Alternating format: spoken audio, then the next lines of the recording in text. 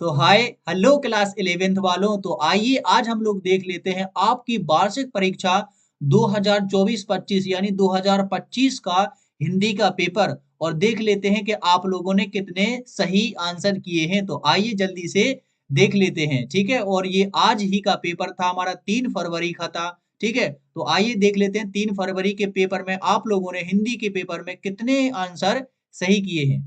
तो पहला प्रश्न हमारा था, सही विकल्प का चयन करके लिखिए। तो यहाँ पर हमें सही विकल्प के आंसर देने थे। तो ये बहुत ही सिंपल से विकल्प आए थे, आप लोगों ने कर ही लिए होंगे। मीरा अपना सर्वस्व मानती थी, किसको मानती थी? किसको मानती थी? कृष्ण को, ठीक है। ये तो आप लोगों को पता ही है। अगला था वीर रस का स्थायी भाव, ये होता है हमारा उत्साह है, ठीक है।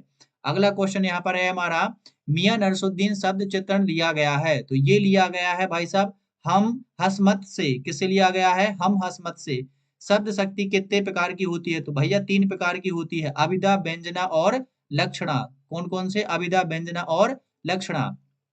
कुएं की खुदाई की जाती है, किससे की जाती है भैया? बसोली से की जाती है, ठीक है। राजस्थान वाले लोग करते हैं, किससे की जाती है? बसोली से।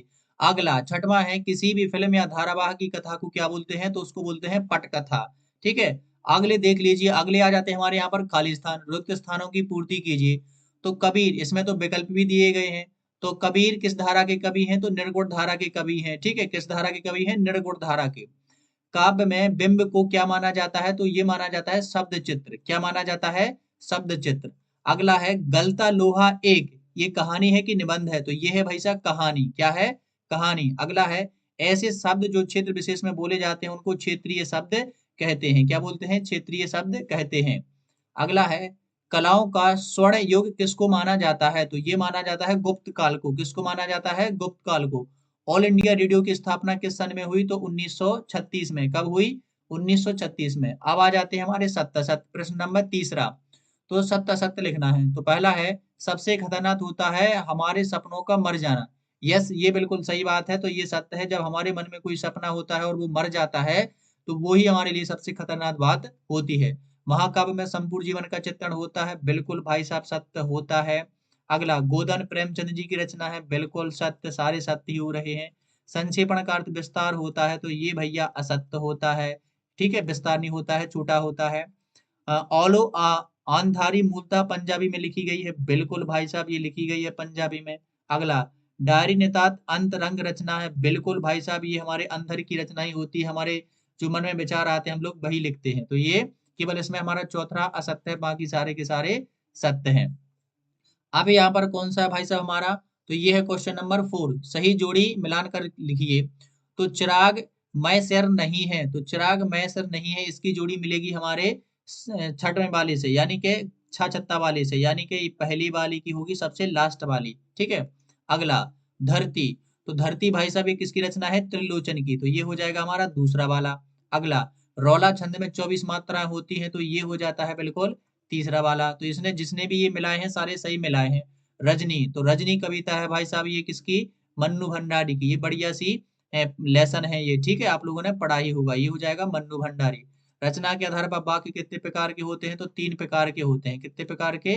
3। अगला स्वर कोकिला, ये तो आप सभी लोगों को पता ही है कि स्वर कोकिला के नाम से जानी जाती है हमारे मध्य प्रदेश की लता मंगेशकर जी, ठीक है। पत्रकारिता लोकतंत्र का स्तंभ है, कौन सा? चौथा स्तंभ है। कौन सा स्तंभ है? चौथा। तो ये हो जाएगा छठवें का उत्तर।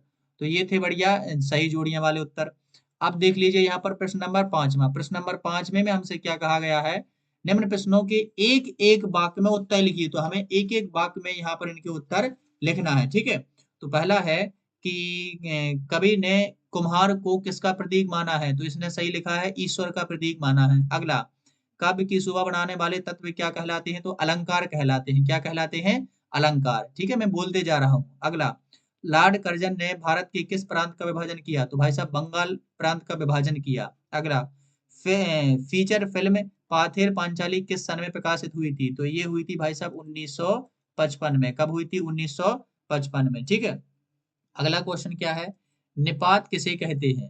तो निपात ऐसे शब्दों को कहते हैं वे शब्द जो जोर देने के लिए प्रयोग किए जाते हैं, ठीक है। जोर देने के लिए प्रयोग होने वाले शब्दों को, ठीक है। जैसे किसी बात पर हमें जोर देना होता है, मैं गया तो था, तो यहाँ पर जो तो आया ना, मैं गया तो था, तो भी, ही, ये सब क्या कहलाते हैं? निपात कहलाते हैं। तो ऐसे शब्द जो जोर देने के लिए प्रयोग किए जाते हैं उन्हें निपात कहते हैं, ठीक है। अगला, धरातल पर बहने वाले पानी को क्या बोलते हैं? तो धरातल पर बहने वाले पानी को बोलते हैं पृष्ठीय जल। क्या बोलते हैं? पृष्ठीय जल या धरातलीय जल, ठीक है। अगला, हिंदी शब्दकोश में लगभग कितने शब्द हैं? तो हिंदी शब्दकोश में लगभग 1.5 लाख शब्द, यानी कि 1.5 लाख से भी ज्यादा शब्द हैं, ठीक है। से ज्यादा शब्द हैं, 1.5 लाख से ज्यादा शब्द हैं हिंदी शब्दकोश में, ठीक है। अब यहाँ पर राम भक्ति की दो विशेषताएं, प्रयोगवादी, ये तो आप लोगों ने कर ही लिए होंगे और इनके आंसर मैं आप लोगों को बता दूंगा। तो क्या आप लोगों ने ये सारे के सारे आंसर कर लिए हैं? कोई आंसर रह गया हो या आप लोग पूरे पेपर का सॉल्यूशन चाहते हो तो मुझे एक बार कमेंट में जरूर बता दीजिए। मैं आप लोगों को बिल्कुल पूरे के पूरे आंसर्स को बेहतरीन तरीके से समझाऊंगा, तो आपको पता चलेगा कि आप लोगों ने कितने क्वेश्चन हैं वो सही किए हैं। वैसे आप लोगों ने किए तो सारे के सारे सही ही होंगे, है ना। और यहाँ पर देखिए लास्ट क्वेश्चन कौन सा आता है हमारा, ये भी सारे सही आए हैं। और निबंध देख लीजिए, ए आए थे, तो आप लोगों ने निबंध भी बेहतरीन तरीके से लिख दिया होगा, सारे के सारे सिंपल आए थे। तो मैं मिलता हूँ जल्दी आप लोगों के साथ में अगले वीडियो में। यदि आप लोगों को पूरा पेपर का सॉल्यूशन चाहिए तो कमेंट जरूर कीजिए और मैं मिलता हूँ अगले वीडियो में। तब तक के लिए पढ़ते रहिए और खुश रहिए।